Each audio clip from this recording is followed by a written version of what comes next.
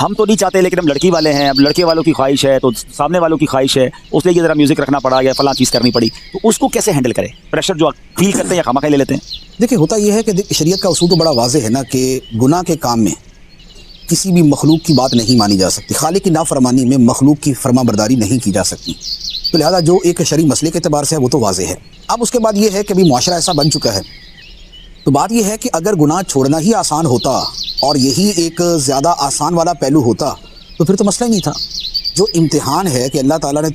تعالیٰ نے زندگی اور موت کو پیدا کیا تاکہ وہ تمہاری آزمائش کرے کہ تمہیں کون اچھے عمل کرتا ہے اور کون برے عمل کرتا ہے, تو آزمائش تو ہوتی تب ہے نا کہ جب اس میں کچھ آزمائش کی صورت بھی بنتی ہو, ورنہ تو آزمائش ہی نہیں ہے. تو جو اللہ تعالیٰ نے جو دنیا بنائی ہے, جو انسانوں کو پیدا فرمایا ہے, اس کے پیچھے بڑا بنیادی کانسیپٹ یہ ہے